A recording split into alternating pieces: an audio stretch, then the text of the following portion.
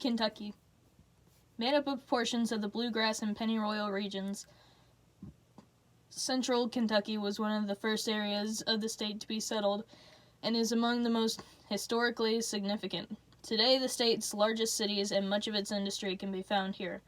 Kentucky's first permanent white settlement, Harrodsburg, grew up around Fort Harrod, which was erected to protect settlers from the Indians. Daniel Boone, one of the fort's defenders, lived and hunted in the region.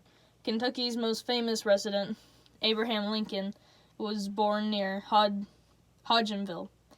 The region's storied past has been immortalized in its folklore.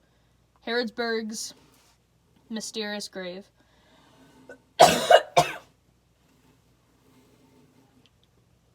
Harrodsburg was founded in 1774 by a band of pioneers from Pennsylvania led by James Harrod. The little village they carved out of the wilderness, which was the first permanent English settlement west of the Allegheny Mountains, was originally known as Harrodstown. It was abandoned briefly in 1774 as a result of Indian attacks, but was resettled the next year. During the Revolutionary War, the residents of Harrodstown found themselves fighting constant battles with the Indians. By the time the second post office in Kentucky opened in the town in 1794, it was known as the birthplace of the West, because it was the starting point from which pioneers went on to settle the rest of the frontier. During the 1840s, Harrisburg, as it is now called, was a tourist destination because of the curative powers of its mineral springs. People who stayed here attended concerts, horse races, plays, and parties. Near the edge of town was the Harrodsburg Springs Hotel, developed by Dr. and Mrs. C.C. Graham into one of the most luxurious inns in the entire region. The hotel's supreme attraction was its lavish ballroom, complete with a band, crystal chandeliers, and more than 100 lamps. Its most famous guest was a mysterious young woman who apparently has never left. Late one summer afternoon in the 1840s, shortly before supper, the guests sitting in the rocking chairs in the wide gallery were captivated by the sight of a beautiful young woman entering the hotel. They were struck by the fact that she seemed to be traveling without an escort.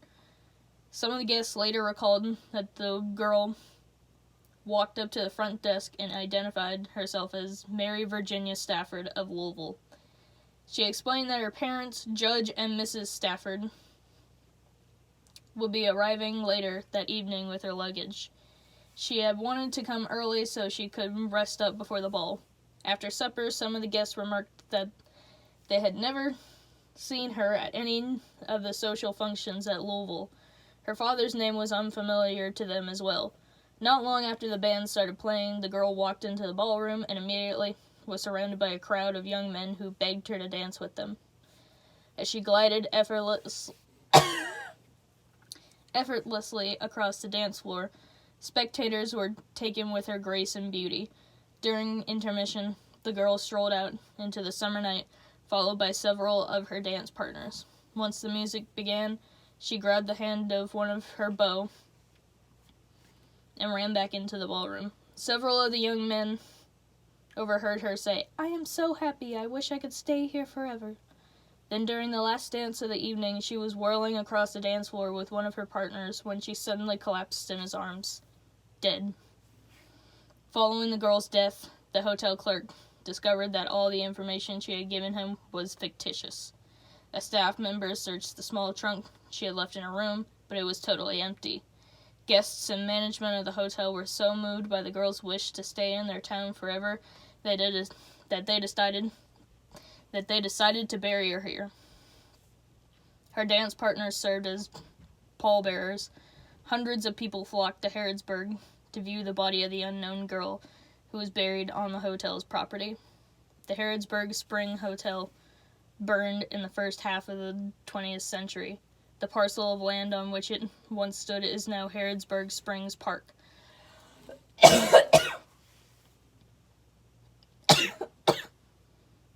For many years, people have witnessed the apparition of a young woman dressed in an old-fashioned ball gown walking around the side of the old hotel in the moonlight. The spectral image of a girl who also been seen dancing to music that only she can hear, and Jeffrey introduces 13 more southern ghosts. Catherine Tucker Wyndham tells the story of a nurse who was walking through the park at midnight when she saw a whitish figure approach her at the spring house. As the figure drew nearer, the nurse recognized her as the girl who had danced herself to death. Under the arc of the street lamp, the girl stopped and tried to speak, but she uttered no sound. Then the nurse, who could read lips, understood the apparition to say that she was lost and could not find her way back home. Back to the hotel. When the nurse told her that the hotel had burned down, the girl covered her face with her hands and ran weeping toward the spring house, where she disappeared. The strange story of the girl nobody knew still brings tears to the eyes of Harrodsburg residents. First-time visitors to the Harrodsburg Springs Park are drawn to her gravesite, which is surrounded by a white picket fence. The metal marker above the concrete slab is inscribed, "Unknown, hallowed and hushed be the place of the dead. Step softly, Bowhead." The headless ghost of old Fort Harrod. In 1775, James Harrod and his men returned to Harrodstown after the Battle of Point Pleasant, the first battle of the Revolutionary War. Because the big spring had washed away part of the garrison the men had built the year before, they immediately set about constructing a second, larger fort on Old Fort Hill. On September 8th, not long after the fort was completed, the men were joined by their families. Fort Harrod provided a temporary refuge for the pioneers who lived in their own cabins, built within small stockades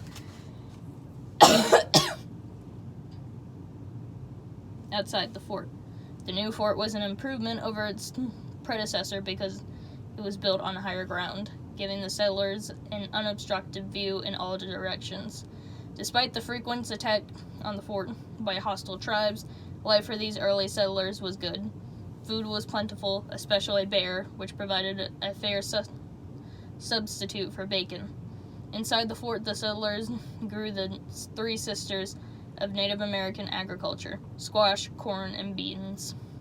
Outside the walls, the rich limestone soil served as an ideal pasture for the residents' cattle.